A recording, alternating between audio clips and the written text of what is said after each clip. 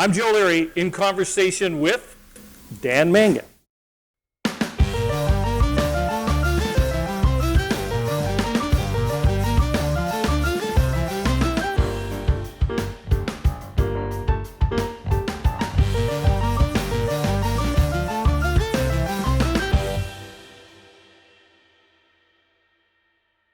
Dan, we were reminiscing because I was trying to put an exact date when we first connected, but the first time I ever saw you in performance was at the Railway Club, and I was struck by the persona that you had on stage and the intimacy that you had. And I thought, can that translate to bigger venues? And oh my God, it certainly can. Well, I watched a video of an interview that we did from 2008. And it was interesting because in that interview, you asked, what do you see for yourself in the coming years? And I had said in that interview, I'd love to tour with artists like Hayden or Jason Collette, And within the following 5-7 years, I had ended up touring with both of those acts. It's amazing, like hindsight, and like looking back on those early days. But you were one of the very first sort of like champions in the media here in Vancouver, hometown, that put me on the air and let me chit chat and stuff like that. And I never forgot it. Well, that's cool. And you're also from a small town in British Columbia that shares a name with a Simpsons character. I was born in Smithers, BC. Born in Smithers, BC.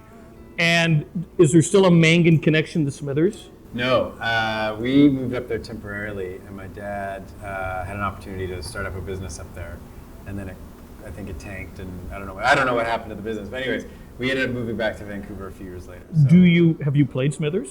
Never. I've been back there once in my whole life. So not going to be, what's up, Smithers? But I am on the Wikipedia page, which I'm proud to say as a born in Smithers person. So your universe has expanded so dynamically because, again, I think the last time you and I sat down to chat, it was being around the world on Main Street. Yeah. And I don't think you had been around the world at that point. You have since, and you're about to go again. Do you have those holy shit moments, like, look what my career has become? Yeah, I think that anytime there's so much work that goes into achieving anything that by the time the reality is occurring, it feels not normal, but like the fantasy is sort of gone, like you realize nothing happens in a fairy tale. Like by the time you're doing something, or by the time you've sold out this big venue you wanted to play or something like that, you've done all the little steps in between, and then you realize that it's caked in humanity, which is never perfect. And so, you'd like to think that you could sort of ascend to some career stature or something and then be just satisfied, but humans are inherently flawed. We're totally screwed up. And we find flaws in things where we should be just enjoying. And so, I want more, to be honest. Like, I've not lost my ambition to keep growing. But at the same time, I am unbelievably grateful that there are people who have put my songs in their family lore or their relationship lore or their college lore or whatever. That, you send out your songs out into the world, and then those songs go and live little lives that you know nothing about. That's like fruition. That's incredible. That is completing the circle for me. So it's always a balance between those two things of like wanting more and being grateful for what's there. And in the time I've gotten to know you, now you're Dan Mangan family man with a couple of youngins. How does that change the overall perspective? Does it change you musically? It certainly changes you logistically when you're about to embark on a world tour. It changes your calendar. It changes your calendar a whole lot. But has it changed you as an artist? I mean, does it give you more fodder for material? Yeah, I think that before I had kids, the idea was like you just did music because why would you do anything other than music? It was sort of like why you just go on tour because that's what musicians do. And having kids meant that like you're abandoning your partner with the kids, and the kids want to see you. They want you around. So I started having to sort of rationalize travel in a different way, and like all of a sudden music, which wasn't, I never looked at music like work. Music was just fun.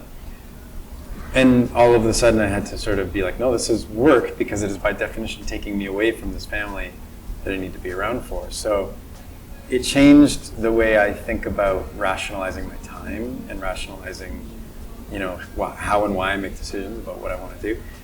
And also, I think creatively, it's upped the stakes. Like I think about when I was a teenager and I was like getting into Jimi Hendrix and Pink Floyd or whatever, and getting real at Radiohead and losing my mind over music. It was blowing my mind. And I think about when my kids reach that age, I want them to be able to go back and hear all of the records I made and I want it to be a value. It's almost like I have this pressure to like live up to their standards. Well, I remember reading a story about Dave Grohl, and he was saying that he wanted to introduce his kids to Beatles and Hendrix and Led Zeppelin and all these, and they wanted to hear "Fancied by Iggy Azalea." Like, are you at the point where when you're driving your kids around, are you like forcing Dan Mangan's influences on them? Do they care? I mean, in the house, I definitely force my influences on them. A little while ago, I have a playlist. It's like 17 hours long, and it's just all my favorite songs. And there's a song called Paper Tiger by Beck, and it's an amazing song. I don't know if you know it, but it's an incredible song. Amazing string orchestration by Beck's dad. And the song ended, and my 9-year-old kid was like, "That song was cool. Can we hear that again?" Wow. And I was like, "You're damn right we can hear that again." Probably go back and listen to it once more. That felt good. Dan, I know you're on a hard out here because you have to pick up one of your kids, and I promised you. So I'm going to end on this. The new album is called Being Somewhere.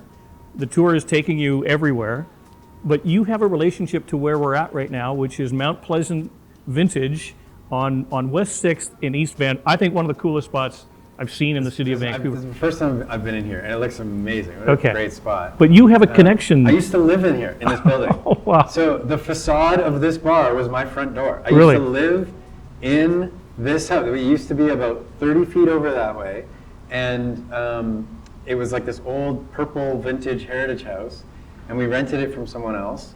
And then, anyways, when they tore it all down, the city told them you have to keep the facade. You have to keep the heritage frame, Right. And so they did. And now it's the front door of this bar. And as I walked in here, it was a trip. It was you sent me the address, and I'm like, that's my address. That's my old address. It's destiny, Dan. Dan Mangan, pleasure, man. Best on the tour. Yeah, Cheers. Thanks for all the support over the years. You got it. Really appreciate it. Cheers.